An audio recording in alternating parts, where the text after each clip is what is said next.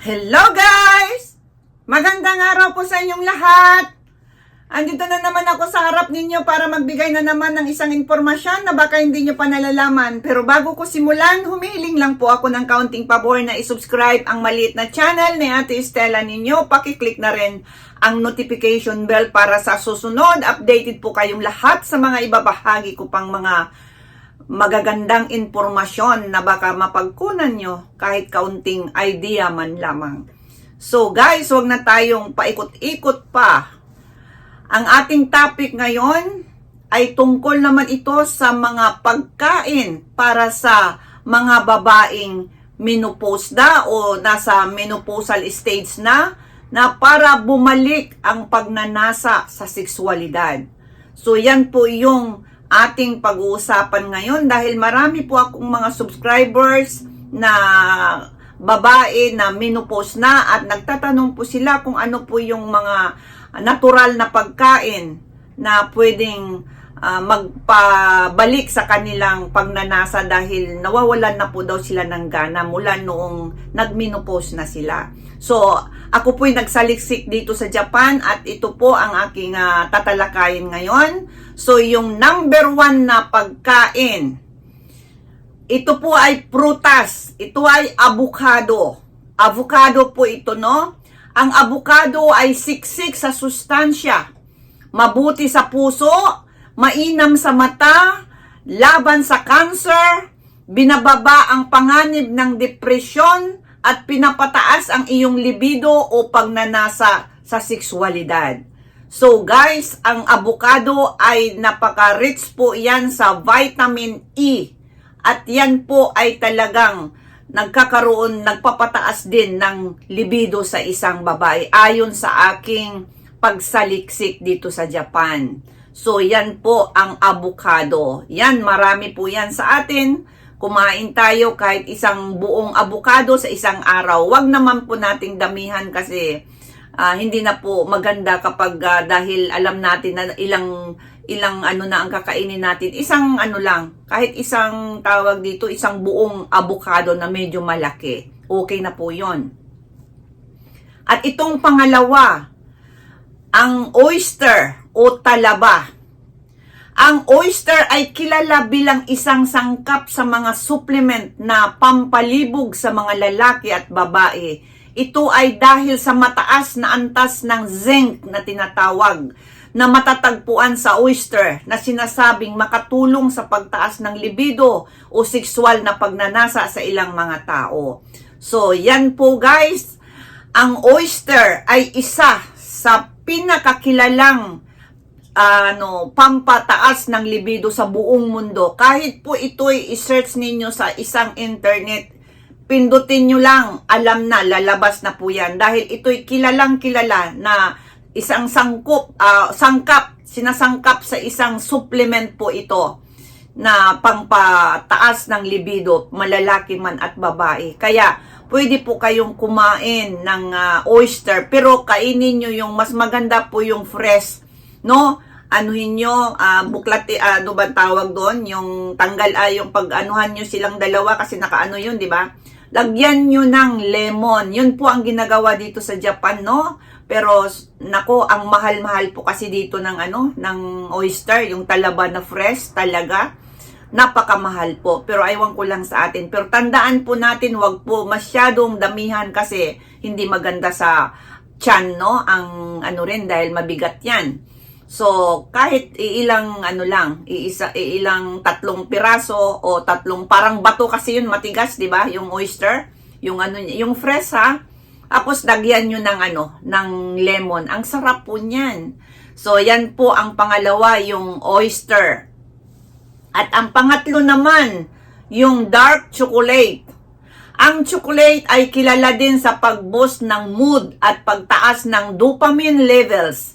Kaya malaki ang maitulong nito sa libido. So, kain po tayo ng mga tsokolate. Kahit po yung yung mga, di ba merong mga fresh na kakao sa atin o yung kakao, made in kakao na mga powder.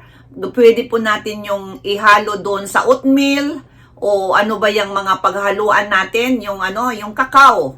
No, kahit kung wala tayong tsokolate, pwede na rin yung yung cocoa powder. Ilagay po natin sa oatmeal o ano bang mga lugaw-lugaw diyan. Pwede nating ilagay 'yan. Wag lang yung maalat na lugaw. So, yan po no, dark chocolate. Kung wala naman, yun na nga, yung cocoa na lang. So, nagbibigay po 'yan ng pangpataas ng dopamine level sa katawan. At ang number 4 naman, yung sili. Ayan. Nakakatulong ang sili o mga pagkaing maanghang upang madagdagan ang iyong metabolismo at pasiglain ang iyong endorphin at tinatawag. At dahil sa pagkain ng mga maanghang na pagkain, nagiging mainit ang iyong pakiramdam at nagiging sexual stimulant ito. So, yun po. Karamihan po sa mga supplement na mga pangpataas ng pagnanasa, malalakit babae, talagang yun, iinit ang katawan. Yun ang sinasabi nila, yung mga tinatawag nilang mga rubas ba dyan? Meron pong sa akin nag-comment na nung uminom daw siya, namumula daw siya, umiinit yung katawan lahat. So, ganun po yun. Kaya siguro meron yung halong mga maanghang. Kasi nga nakakapag sexual stimulant yun. Kaya yan po yung number 4 natin is yung sili. O kahit anong mga maanghang, kimchi ba yan? O yung Korean kimchi ba yan? Kung meron dyan sa Pilipinas, yan, okay na yan. O ano pa ba dyang mga ibang So, number 5, yung peanut o mani. Ang mani ay naglalaman ng mga compound kabilang ang zinc at omega-3 na maaring makatulong na mapataas ang iyong sexual function. So, tandaan natin, ang peanuts o mani ay naglalaman din katulad ng oyster. Ito ay mataas din ang kanyang zinc na tinatawag. So, ayan po no, yung peanuts. At saka yung pang-anim natin ay yung saging, banana.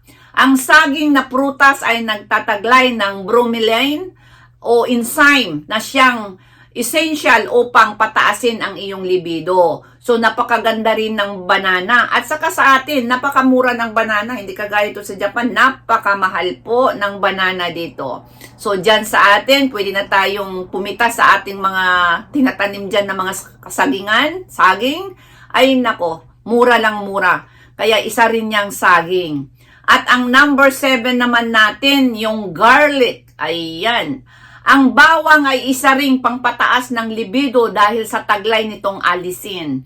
So, ang garlic din kapag kumain na tayo, yung fresh ang kainin natin dapat o yung halimbawa, kumakain ka ng